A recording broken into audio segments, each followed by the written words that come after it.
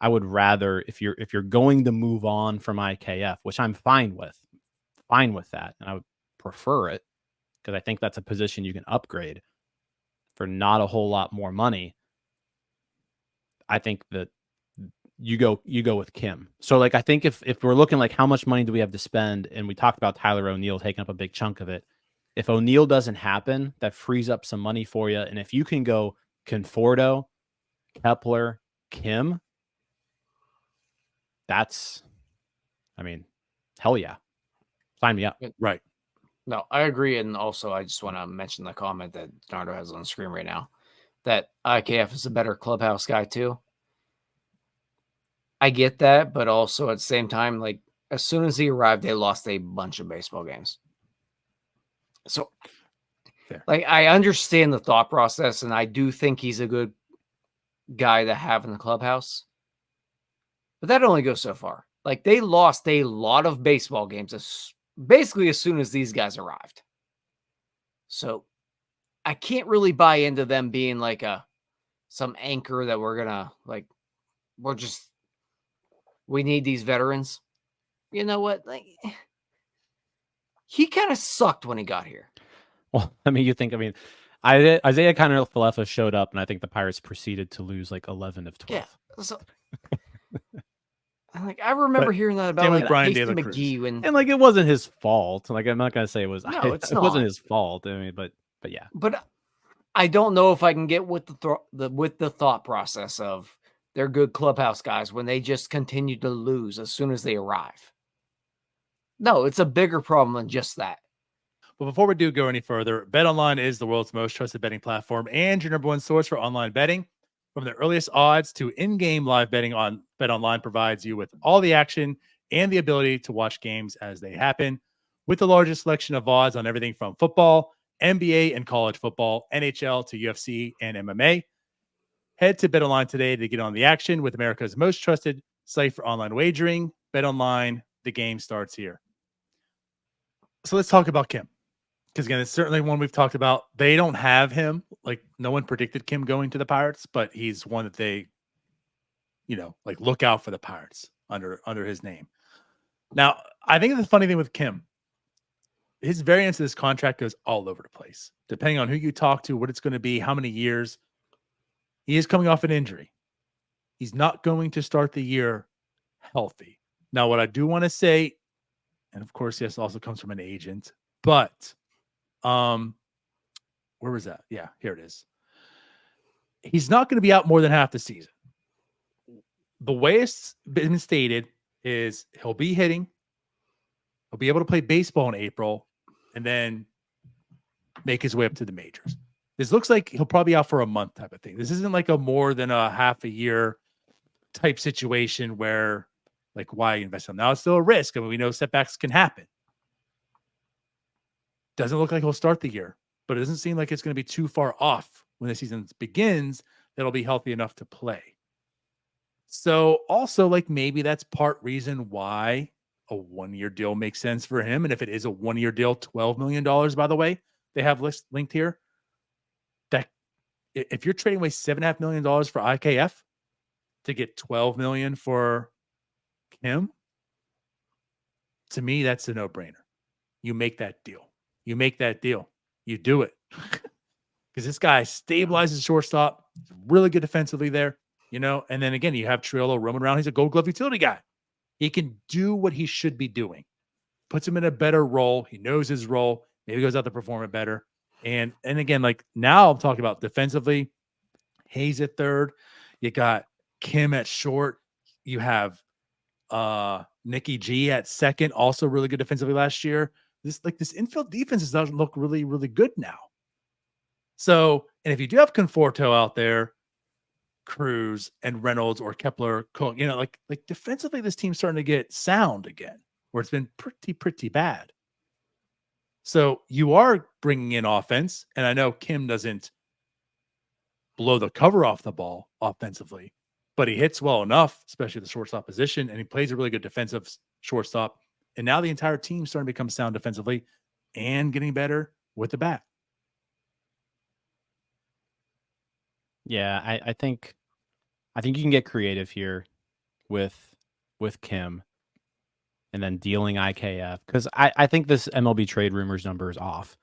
3 years, 24 million doesn't seem right to me. I think he gets more like 12 to 14. No, that's the wrong Kim. That's the KBO Kim. That's the KBO. He's got a 1 year, 12 million. That proves everything that Jim said. That's Ha-Seong Kim. What's going on here? Jim, before you go any further, the only reason I knew how to correct you is because I did the same thing. Okay. No, that makes more sense. That makes more sense then. So Ha-Seong Kim, MLB trade rumor, has 1 year, 12 million. I think the $12 million is about right, like 12 to 13 to $14 million a year. I think he'll get more than 1 year, though. I think we're looking at more like a 3 or a 4 year deal. So that's going to be the main difference. And yeah, so if you're thinking IKF's making 7.5, if you can sign Kim for, let's just call it 14, then that's a $6.5 million delta. So you're adding $6.5 million to basically swap IKF and Kim. Let's just assume Conforto is going to cost you 10. That's 16.5 mil. And then you can sign Kepler for 5 or whatever. It's $21.5 million that you just added to your payroll, but you just got Conforto, Kim, and Kepler. We're just assuming they signed all of them, right? Just do it. Just do it all. Get it done. Get it done, Ben. No, I mean, what I think Jim's trying to point out is sense. You can kind of get legit players. Yeah, you can do with that. This payroll. You can afford that. No, I don't disagree. And you have to get creative with it. And I think Kim's an instance where you can get creative. And I think 1 year, 12 million is kind of silly. He's not getting a 1 year deal. He's still 29 years old. But can you go like 3 for 36, 3 for 38, 3 for 40? You can probably do that. Move money around. I think the Pirates could do that. It's another instance where this is one of those opportunities that they could probably really jump on that I don't think we've seen them do in the last 5 years.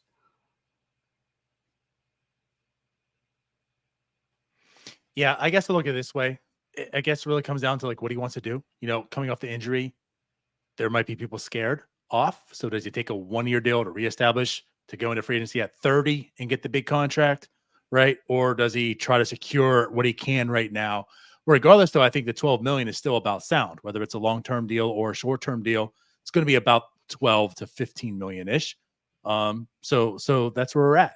And again, either way, I look at this and say, this just makes total sense.